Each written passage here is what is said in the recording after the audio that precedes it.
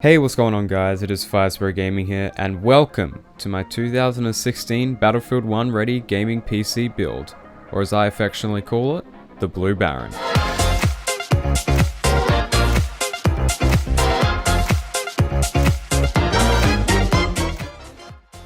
This is actually a PC I built for my brother, designed to run games like Star Wars Battlefront, GTA 5, and of course the upcoming Battlefield 1 game on high settings. However, I am still a beginner PC builder, so feel free to give me any constructive criticism in the comments below on the parts I chose or the way I built the system. I also apologize for the orange/pinkish tint in the video. This was because of my less than ideal lighting setup, but I've color corrected it the best I can. So without further ado, let's begin. Starting with the motherboard, I chose the MSI 970A G43 for no particular reason, except that it had good reviews, was a decent price, and offered everything that I needed for this build. All around, a pretty solid choice. At the heart of the build, I have the AMD FX 6300 6-core processor running at 3.5 GHz. Although quite dated by this point, the 6300 remains to be a great little CPU offering all the performance required for this build, as well as the ability to overclock in the future. And since this is strictly a gaming PC, it should work just fine. To cool the 6300, I used the Gamax 300 CPU cooler, which has a good balance between keeping the processor nice and cool and doing it quietly. It's also quite cheap. For memory, I went with 16GB of 1866 MHz RAM from Kingston, which is more than enough for this build.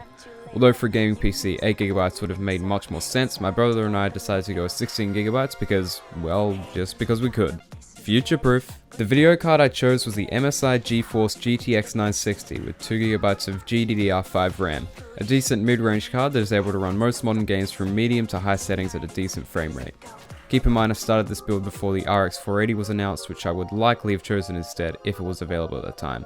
As for storage, I went with a 250GB Samsung 850 EVO SSD for the operating system and a few important games, as well as a 1TB Western Digital Caviar Blue hard drive for everything else. Powering the whole system, I have the Corsair VS550 power supply. There's nothing particularly special about it, it's just an affordable, non-modular power supply, and I like it. Housing the entire system is the Thermaltake Chaser A21 case, which is affordable, fairly simple to work with, and has a nice window on the side panel for you to admire your system's insides with. This case also has a single 120mm fan with blue LEDs pre-installed. And I also added in a single Corsair AF120 fan for air intake on the side panel of the case. Alright, with the parts list out of the way, let's get into actually building the system. I started by inserting the CPU into the motherboard, which is probably the scariest part about building a PC to me, because one little slip up can end up costing you a lot of time, money, or both. For the time being, I used the awful stock AMD cooler, but replaced it with the Gamax 300 the next day. Next, I installed the RAM, which has got to be the easiest part of building a PC because it only goes in one way and there's not really a whole lot you can mess up, which is good. Now that I was done with the motherboard for a while, I moved on to inserting the power supply into the case and screwing it in. Like I mentioned earlier, this power supply isn't modular, so there's a lot of cables that went unused, which you'll see later on in this video. After that, I put in the I/O shield, which took me a few attempts to get in properly, but eventually I did get it.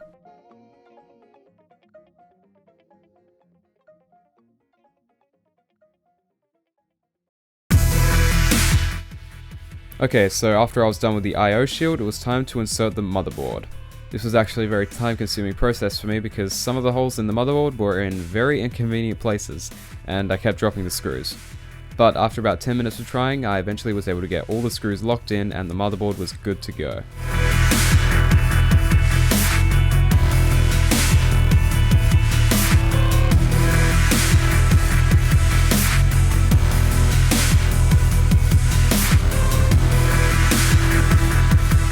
Next, I started some basic cabling, like connecting the included 120mm fan, motherboard power, front panel buttons, and USB, etc. I always found this process to be weirdly therapeutic in a way. Maybe it's just me, maybe you guys feel the same, who knows, leave a comment. Then I installed what I consider to be the main attraction of the system, the video card. Originally I had planned to get a video card which matched the color scheme a little bit better, like black or blue, but sacrifices had to be made, one thing led to another, and the video card ended up being white.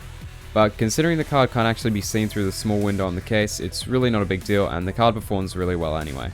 I noticed that after the card was installed there was a little too much sloping on the right side. Although this is somewhat normal for a card of this size, it really bothered me, so I did some crafting work with a twist tie and managed to hold it up by connecting one end of the twist tie to the right side of the video card and the other end to a part of the case. Problem solved.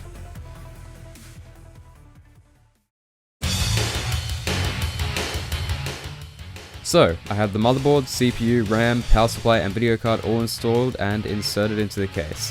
Now it was time for the first boot test.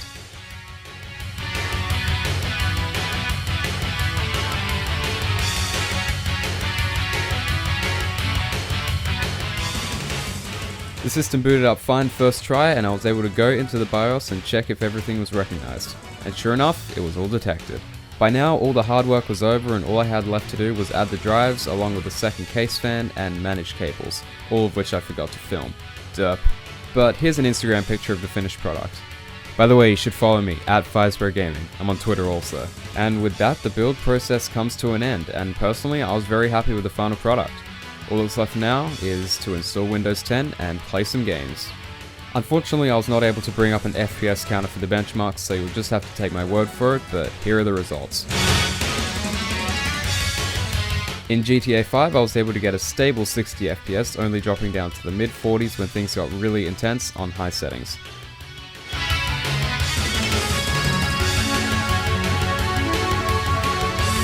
I didn't get a chance to check out GTA Online, but from what I hear from my brother, it's running just as well on online as well.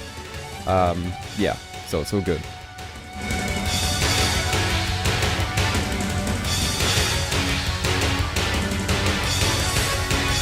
Overall, a very playable and enjoyable experience.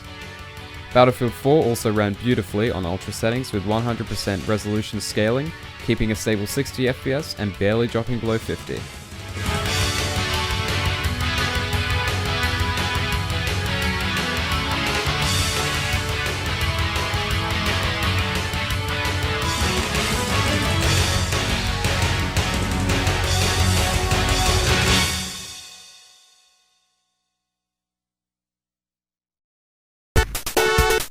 So, in conclusion, my brother and myself are very satisfied with this build and everything has gone down very smoothly.